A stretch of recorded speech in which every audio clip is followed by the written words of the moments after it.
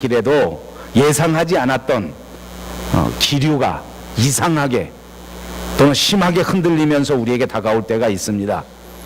가정생활할 때에 갑자기 기류가 바뀌어지는 경우가 있을 수 있고, 건강하게 세상을 아무 문제 없이 살았는데 내 건강에도 이상한 기류가 다가오게 되는, 그래서 기체가 막 흔들리는 것 같은 그런 충격과 그런 아픔을 느낄 때가 있을 수 있습니다. 여러분, 이런 상황 속에서 과연 여러분들 어떻게 하시겠습니까? 집안이 막 갑자기 흔들리면서 기울어져 갈 때에, 건강이 갑자기 무너지면서 이상해질 때에, 직장 생활이 불안해지고 갑자기 내 앞길이 어떻게 되는 건지 알 수 없고 불투명하고 불안이 엄습해 올 때 과연 우리는 어떻게 해결하느냐, 그 질문입니다.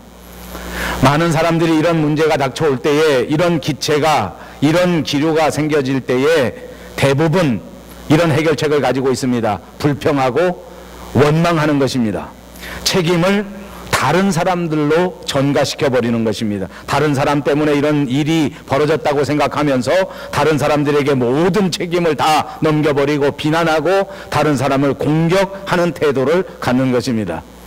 또 어떤 사람들은 애써서 이 문제를 덮어버립니다. 아무것도 아니라고 생각하고 이 문제를 잊어버리기 위해서 최선을 다합니다. 문제를 부인해버리는 방법입니다.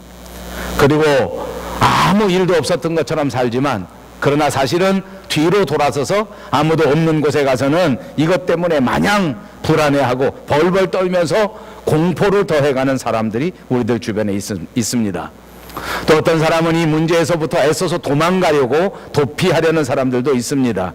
문제에서부터 도망가기 위하여 스스로 열심히 도망가 보지만 잘 피해지지 않기 때문에 수면제를 먹고 또는 술을 먹고 또는 마약에다가 자기의 몸을 맡겨버리는 그런 사람들도 있습니다. 그러나 신앙인들이라고 하면 이런 기류가 다가올 때에, 이런 어려움이 다가올 때에 성경적으로 이 문제를 대처하는 방법이 분명히 있다는 말씀입니다. 그것은 바로 피하지 않고 정면으로 대처하는 방법입니다. 직면하는 것입니다. 정면 돌파입니다. 그것이 바로 기도하는 방법입니다. 여러분, 분명히 기억하십시오. 우리에게는 이런 난관이 다가올 때에 하나님께서 가르쳐 주신 분명한 해결책이 있습니다. 기도입니다. 이런 문제에 닥쳤을 때마다 기도하는 여러분들 되시기를 주님의 이름으로 축복합니다. 그러므로 우리 믿는 사람들에게는 기도하는 해결책이 있고, 이 기도의 해결책을 가진 사람에게는 더 이상 이런 기류가, 이런 난관이, 이런 상황이 문제가 되는 것이 아니라 오히려 우리 믿는 사람들에게 이런 환경이 기도의 제목이 된다고 하는 것을 꼭 믿으시기를 바랍니다. 기도하십시오. 기도할 때에 어떤 역사가 일어날 것입니까? 첫 번째, 기도하면 기도하는 사람이 변화된다. 여러분, 입으로 한번 따라 하십시오. 기도는 기도하는 사람을 변화시킵니다. 요즘 우리가 살아가는 시대의 화두는 바로 대화와 소통입니다. 어디에서든지 어떤 분야에서든지 대화가 필요합니다. 여러분 기억하십니까? 2002년 우리나라의 월드컵이 벌어졌을 때에 히딩크라고 하는 생소한 감독이 우리나라 축구 국가대표팀을 맡아서 지도할 때에 우리가 전혀 예상하지 못했던 지도법이 있었는데, 그것이 바로 서로 대화하게 만드는 것입니다. 우리는 운동선수들이 큰 소리로 서로 대화를 하는 것을 그때 아마 처음 보았을 것입니다. 서로 대화를 가로막는 것들을 하나씩 제거해 갑니다. 서로 형님, 동생, 선배님 하고 부르는 것이 거추장스러우니까 서로 이름을 불러라. 그래서 박지성 선수가 황선홍을 가리켜서 선홍 이렇게 부르고 서로 이름을 부르는 이상한 광경을 보지 않았습니까? 여러분, 그런데 어찌 되었습니까? 축구 선수들도 서로 대화하고 서로 소통하니까 그들이 낼 수 있는 그 결과의 120% 세계 4위라고 하는 엄청난 결과를 낳지 않았습니까? 그 이후에 보니까 군대에서도 서로 대화하는 것이 필요합니다. 가정에서 부모와 자식 간의 대화와 소통은 없어서는 안 되는 절실한 것이 되었습니다. 그렇습니다. 모든 분야의 대화와 소통이 필요한 것을 인정할 수밖에 없는 것이 오늘의 시대입니다. 우리를 살아가는 오늘 기독교인들에게 있어서도 가장 중요한 것은 바로 대화와 소통인 줄로 믿습니다. 기도가 무엇입니까? 하나님과의 대화입니다. 기도는 하나님과의 소통이라는 말입니다. 여러분, 대화할 때에는 내가 무슨 말을 어떻게 조리 있게 해야 하는가 하는 것이 아주 중요합니다. 내가 무슨 말을 하는가, 내가 말을 잘 해야 되겠다는 것은 정말 중요한 일입니다. 그리고 더 중요한 것은 상대방의 말을 잘 듣는 것입니다. 상대의 말을 듣지도 않고 내 할 말만 계속해서 하는 것은 대화할 줄 모르는 사람들의 방법입니다. 하나님과의 대화, 하나님과의 소통에서도 똑같습니다. 내가 해야 할 말, 하나님 앞에 아뢰어야 할 말을 잘하는 것은 아주 중요합니다. 그러나 그보다 훨씬 더 중요한 것이 있다고 하면 상대방이신 하나님께서 하시는 말씀을 잘 듣는 것입니다. 여러분, 대화하는 데에도 목적이 있습니다. 왜 대화를 하는 것이고 왜 소통을 하는 것입니까? 서로 소통하여 서로 영향을 끼치고 서로 좋은 선한 방향으로 나아가기 위한 목적이 있는 것입니다. 하나님께서는 우리와의 대화를 통하여 하나님께서 목적하시는 것이 있습니다. 요구하시는 바가 있습니다. 하나님의 요구와 하나님의 목적에 대하여 잘 듣고 그 하나님의 말씀을 따라 내 마음을 바꾸고 그 하나님의 말씀을 따라 내 태도를 바꾸고 하나님의 뜻을 따라 내 행동을 바꾸는 것, 그것이 대화 성공의 첫 번째 비결이 되는 줄로 믿습니다. 그렇습니다. 그러므로 대화를 통하여 우리의 마음이 변화될 수 있는 것입니다. 대화를 통하여 하나님이 원하시는 그대로 나의 태도가 변화지고 나의 행동이 변화되는 것, 그것이 우리의 소통의 결과라는 말입니다. 그러므로 기도해서 가장 영광스러운 결과는 바로 기도하는 그 사람이 변화되는 것입니다. 기도하십시오. 기도하면 내 잘못을 깨닫게 되는 역사가 일어나게 되는 것입니다. 하나님의 말씀을 듣게 되면 내 자신을 돌이켜볼 수 있게 된단 말입니다. 하나님 앞에 기도할 때에 나를 발견하게 되는 역사가 일어나게 되는 줄로 믿습니다. 자녀의 문제를 붙들고 하나님 앞에 기도를 시작합니다.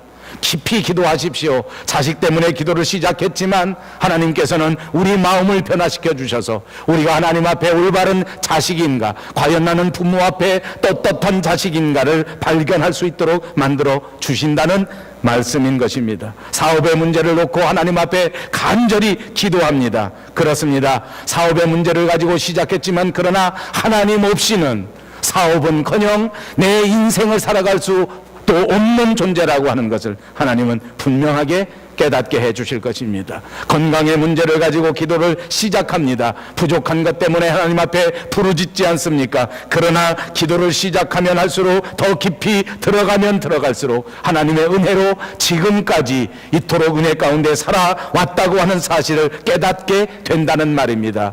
그러므로 기도에 깊이 들어갈 때에 하나님께서는 우리를 주장하셔서 우리로 하여금 자신의 부족함을 깨닫게 해주시고 하나님 앞에 회개할 수 있도록 만들어 주시는 줄로 믿습니다. 믿는 사람들의 가장 중요한 축복의 열매는 바로 회개입니다.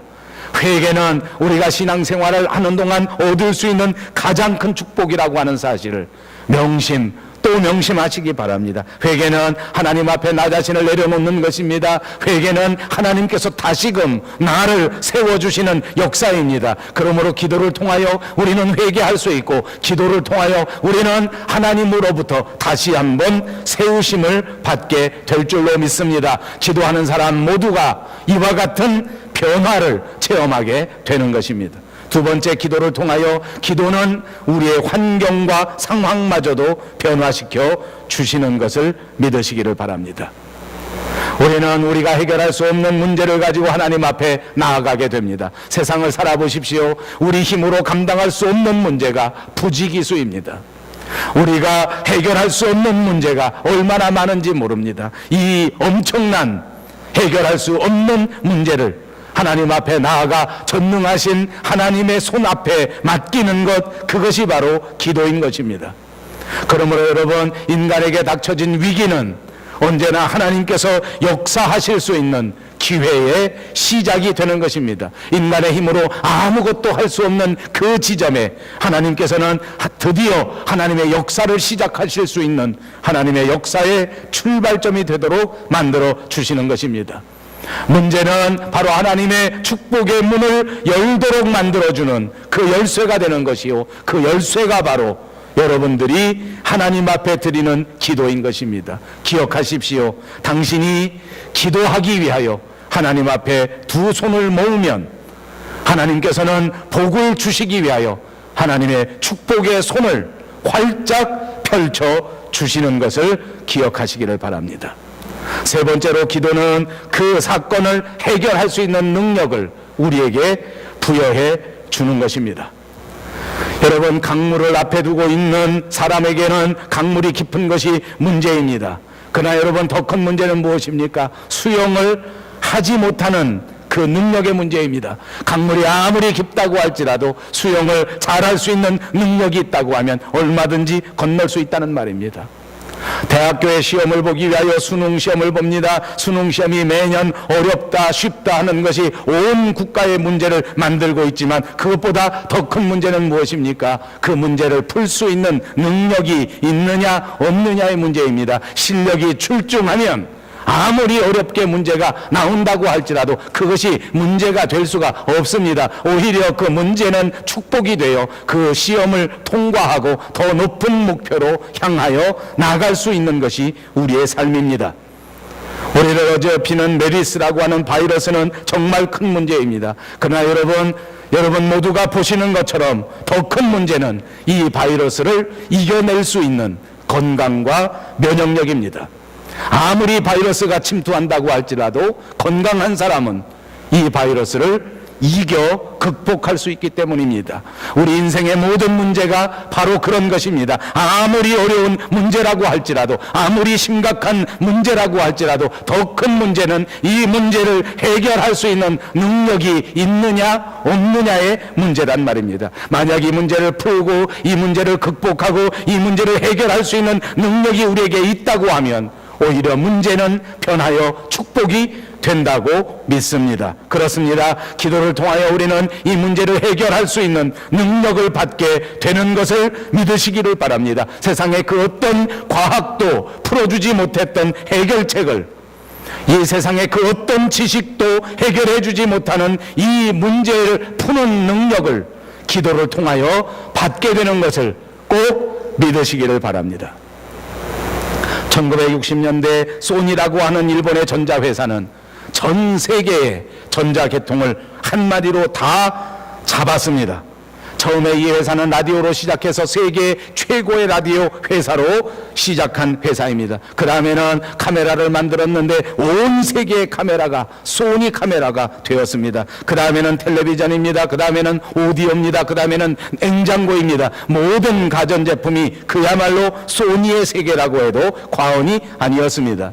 제가 2000년대 초반에 1997년, 1998년 그때 밴쿠버에 처음 왔을 때에 여기 저 메트로타운에 있는 매장, 저 다운타운에 있는 매장, 아주 유명한 쇼핑센터의 최고의 전자제품 매장은 여지없이 소니의 매장이었습니다. 그러던 회사가 2000년대 들어서 몰락하기 시작합니다. 지금은 소니의 매장은 찾아보기가 거의 어렵습니다. 우리나라 삼성 제품의 절반도 못 따라오는 형편이라고 합니다. 왜 그렇게 되었겠습니까? 이 소니라고 하는 회사에도 정말 머리 좋은 사람들이 한두 사람이 아니었습니다. 과학자들이 몇천 명이 있었습니다. 수많은 돈을 투자해서 연구하고 앞날을 위해서 끊임없이 개발했는데, 근데 방향이 엉뚱한 데입니다. 예측을 하지 못했습니다. 이 사람들, 소비자들이 가는 방향과 전혀 엉뚱한 방향으로 가버렸습니다. 여러분, 그리고 보니까 세상의 앞날을 알 수 있는 사람이 누가 있겠습니까? 돈을 많이 투자해서 앞날을 알 수 있을 것 같으면 얼마나 좋겠습니까? 두뇌가 좋은 사람들이 모여서 연구를 하면 앞날을 분명하게 예측할 수 있다고 하면 얼마나 좋겠습니까? 그러나 착각하지 마십시오. 아무도 알 수가 없습니다. 여러분, 우리 건강 누가 알겠습니까? 의사가 청진기를 대면 우리의 건강 모든 것을 알 수 있다고 하면 얼마나 좋겠습니까? 발달된 첨단 기계, CT 촬영기, 무슨 이런 모든 엑스레이 하는 것들이 우리의 건강에 대하여 분명하게 알 수 있다고 하면, 우리의 앞날을 정확하게 진단해 줄 수 있다고 하면 얼마나 좋겠습니까? 그렇지 않습니다. 여러분, 사랑하는 우리 자녀들이 어떻게 성장하고 어떻게 자라나야 과연 행복한 삶을 살 수 있을까? 교육 전문가들이 500명이 모여서 연구하면 그 길을 알 수 있다고 하면 얼마나 좋겠습니까? 아니, 1000명, 2000명 교육학 박사들이 모여서 연구해서 우리 자녀들이 행복한 길로 가려면 이런 길로 가야 한다 하는 방법을 알아낸다고 하면 얼마나 좋겠느냐 말입니다. 아무도 알 수 없습니다. 우리 하나님밖에는 아무도 우리 인생의 길을 알 수 없습니다. 그렇기 때문에 우리는 하나님과 대화하여야 합니다. 하나님과 소통하여야 합니다. 하나님께 기도해야 될 줄로 믿습니다. 하나님께 기도하십시오. 기도하실 때에 하나님께서 여러분에게 지혜를 주십니다. 하나님께서 도와주십니다. 하나님께서 알려주십니다. 어려운 일 당하면 피할 길을 알려주시고, 힘든 일 만나면 그 길을 대적할 수 있는 길을 알려주시고, 힘든 환경 속에서 극복할 수 있는 힘과 능력을 우리들에게 베풀어 주실 줄로 믿습니다. 기도는 옛날 아브라함 시대에만 중요했던 것이 아닙니다. 오늘날에도 기도는 정말 중요합니다. 여러분이 소속한 직장에서 기도하면 직장에서 응답받게 되는 역사가 일어나게 될 것입니다. 병원에서 기도하면 병원에서 응답받게 되는 역사, 밴쿠버에서 기도하면 밴쿠버의 모든 삶을 극복할 수 있는 능력을 하나님께서 베풀어 주시고 응답해 주실 줄로 믿습니다.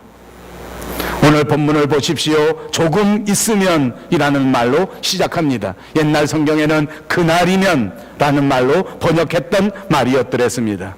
조금 있으면, 그때가 언제입니까? 지금 이때에는 예수님께서 십자가를 목전에 두시고 예수님 앞에, 이 제자들 앞에서 고별 설교를 하는 바로 그 순간입니다. 그러니까 조금 있으면, 내가 십자가를 지고 난 다음에 다시 그 다음에 오는 시간에 대하여 말씀하는 것입니다.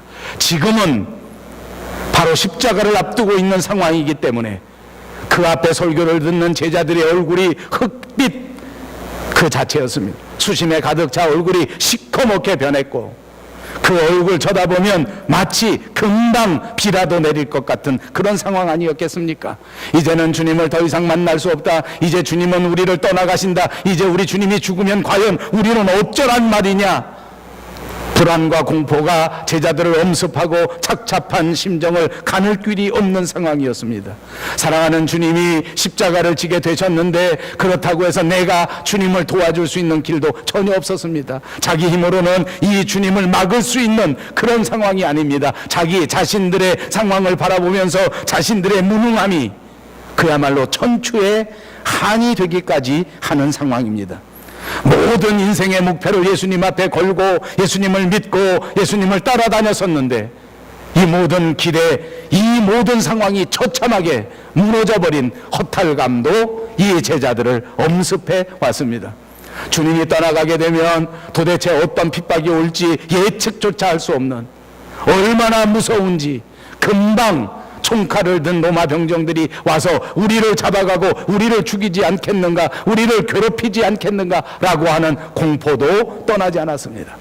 바로 이때 오늘 본문은 예수님께서 제자들에게 주신 고별 설교요, 마지막 설교입니다. 뒤집어 말씀드리면 이 마지막 때에 공포와 불안 속에 사로잡혀 있는 제자들을 향한 위로의 말씀이요, 약속의 말씀이었습니다. 그러므로 조금 있으면 예수님의 약속이 시행된다고 하는 설교의 말씀입니다.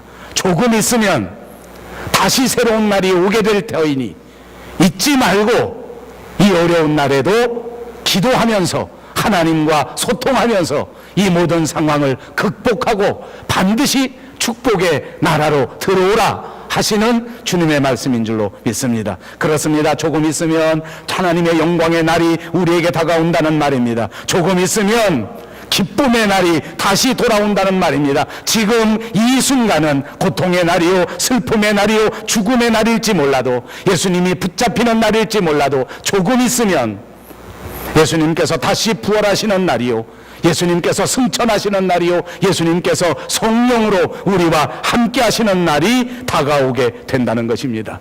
그러므로 예수님은 우리에게 설교하십니다. 조금 있으면 그날이 올 터이니 내가 지금 너희 곁을 잠깐 떠난다고 할지라도 두려워하지 말라.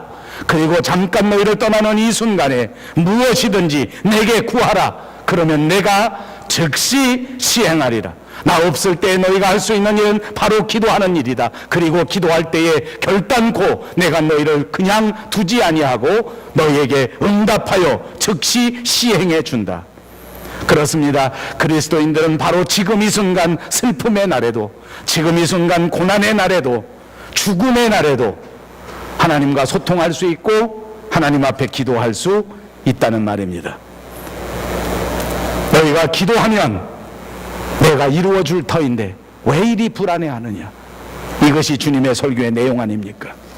기도는 소통을 통하여 이 문제를 해결할 수 있는 능력을 주시고, 기도는 소통을 통하여 이 상황을 극복할 수 있는 기적을 베풀어 주실 것인데 왜 낙심하고, 왜 호탈해하고, 왜 불안해하고, 왜 공포 속에 이렇게 사로잡혀 있느냐. 무엇이든지 내게 구하라.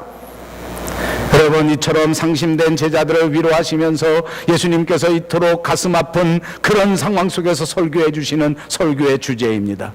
제자들과 3년 동안 함께 살아오셨던 예수님, 이제 제자들의 곁을 떠나야 하는 그 예수님의 마음도 결단코 편안하지는 않았습니다. 근심에 사로잡혀 불안 속에 사로잡혀 있는 제자들을 향하여 주님은 이렇게 말씀하신 것입니다. 내가 너희들의 곁을 떠날 수밖에 없지만 너희가 기도하는 한 나는 너희와 함께 한다. 여러분, 네 번째입니다. 오늘 우리의 상황을 돌아다 보십시오. 여러분의 주변을 다시 한번 돌아보시기를 바랍니다. 여러분, 과연 기도하지 않고 살아갈 수 있는 세상인가? 오늘 우리가 살아가는 이 시대가 어떤 시대입니까? 기도하지 않고도 승리하고, 기도하지 않고도 극복하고, 기도하지 않고도 우리의 자녀들이 과연 이 험악한 세상에서 행복한 삶을 살 수 있다란 말입니까? 저와 여러분 모두가 다 이 생존 경쟁의 시대에서 살아갑니다. 하나님의 자녀이지만 안타깝게도 이 세상에서 두 발을 딛고 살아가는 동안 계속하여 이 세상의 법칙 속에서 살아가고 있단 말입니다.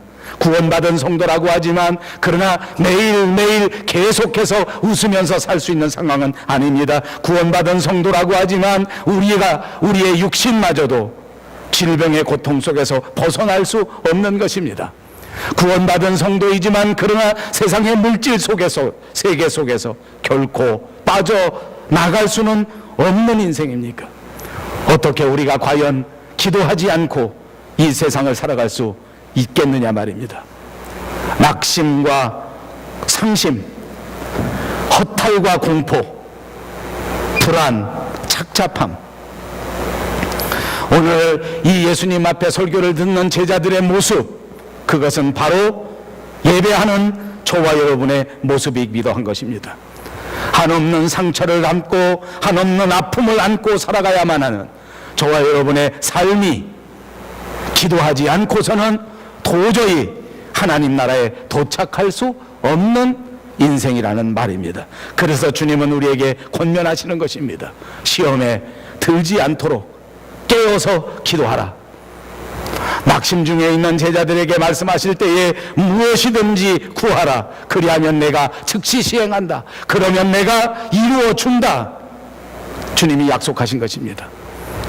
유명한 기도의 신학자 바운스라고 하는 사람이 말하기를, 오늘 교회가 진정 필요로 하는 것은 더 많은 프로그램, 보다 좋은 장비, 보다 체계적인 조직이 아니다. 오직 성령이 쓰실 수 있는 사람, 기도하는 사람이 필요하다. 그렇습니다. 우리가 기도하면 하나님께서 역사하십니다.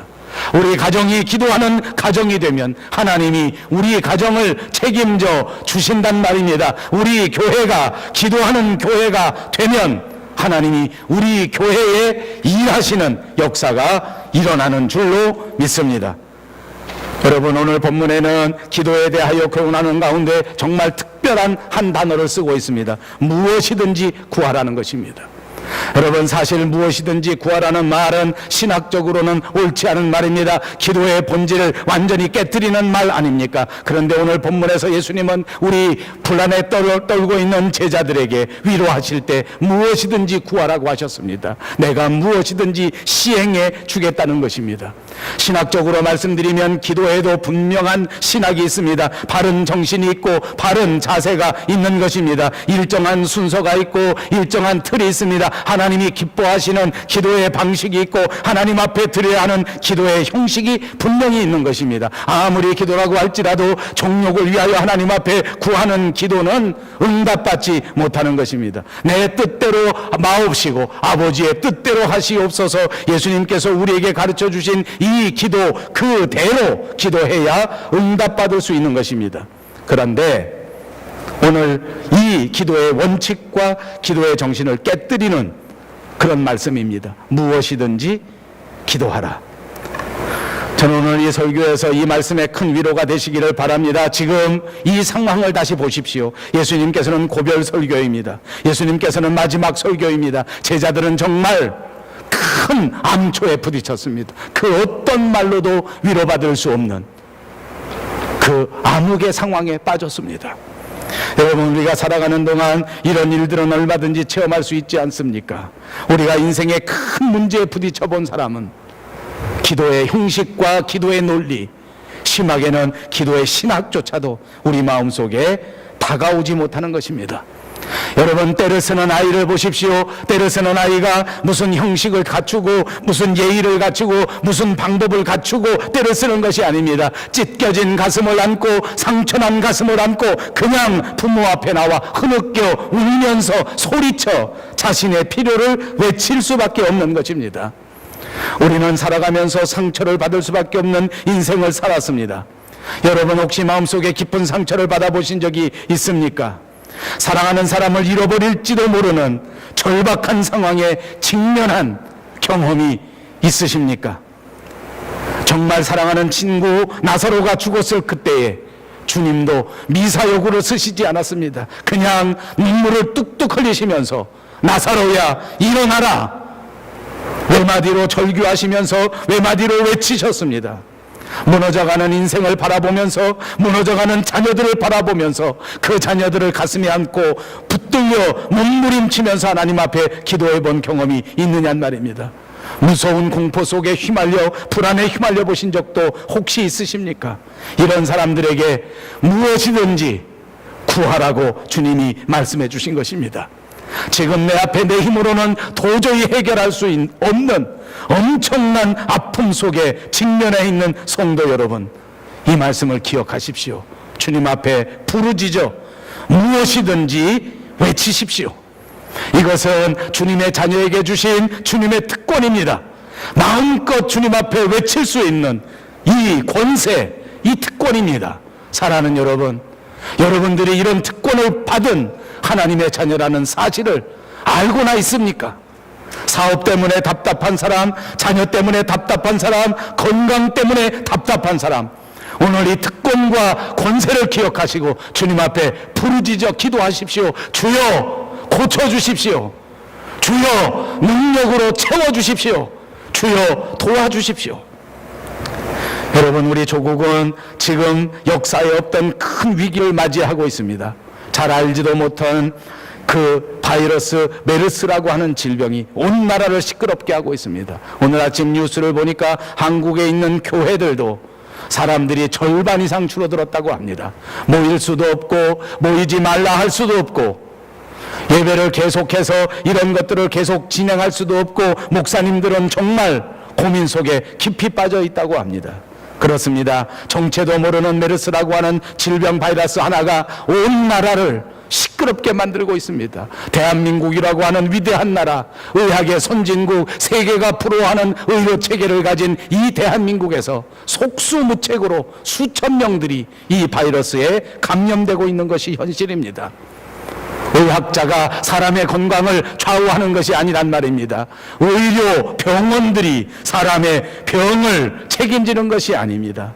이것이 단순한 질병에 머무르지 않습니다. 이것이 경제에 타격을 주는데 모든 사회생활이 완전히 뒤바뀌고 있습니다. 프로야구 구장의 그 관중들이 3분의 1도 안 됩니다. 공연을 위한 연예인들이 속속 망하고 있습니다. 이제 이것이 이 질병 차원에서 벗어나서 경제를 위협하고 문화를 위협하고 사회를 위협하고 있습니다. 정치적인 혼란도 그야말로 점입과경입니다. 새 정권 들어서서 정상적으로 국무총리를 한 번도 뽑아보지 못했습니다. 새로운 총리를 선택했지만 이 사람이 정상적으로 취임할 수 있을지 없을지 그야말로 혼란, 혼돈 그 자체입니다. 사회만 그런 것이 아니라 우리 한국 교회는 정말 무서운 영적인 침체와 영적인 위기를 경험하고 있습니다. 교회가 돈이 없어서 이런 위기가 다가온 것이 아닙니다. 교회에 멋진 시설이 부족해서 이런 일이 생겨진 것이 아닙니다. 교회 지도자들 가운데 신학 박사가 없어서가 아닙니다. 사람 많은 큰 교회가 부족해서가 아닙니다. 기도하는 하나님의 사람들이 없어서입니다. 사랑하는 성도 여러분, 기도할 수 있는데 왜 포기하십니까? 기도할 수 있는데 왜 절망하십니까? 아무 문제도 없는 것처럼 가면을 쓴 채 여러분의 인생의 문제를 외면하고 숨기려 하고 있지는 않습니까? 어디로 도망가 버리고 싶은 마음은 아닙니까? 아닙니다. 이제 접어두었던 기도의 제목을 다시 펼쳐 드십시다. 덮어두었던 하나님의 말씀 성경책을 다시 펼쳐내서 하나님의 음성을 들어보십시오. 이민생활이 어렵다고, 길이 막혔다고 절망하지 말고 하나님께서 우리에게 주신 하늘 문을 두드려 보기로 하십시다. 기도할 수 있는데 왜 걱정하십니까? 기도하시면서 왜 염려하십니까? 기도할 수 있는데 왜 실망하십니까? 기도하시면서 왜 방황하십니까? 주님 앞에 무릎 꿇고 간구해 보십시오. 마음을 정결하게 뜻을 다하여 기도할 수 있는데 왜 방황하십니까? 전능하신 하나님, 사랑이 많으신 하나님, 그분 앞에 우리의 가슴을 열고 우리의 모든 기도의 제목을 내려놓고 무엇이든지 구하십시다. 주님께서 들으시고 가장 좋은 것으로 우리에게 나리워 주실 것입니다. 반드시 능력을 주실 줄로 믿습니다. 이제부터 더더욱 열심히 기도하시고 구하시는 저와 여러분들이 되시기를 주님의 이름으로 축복합니다.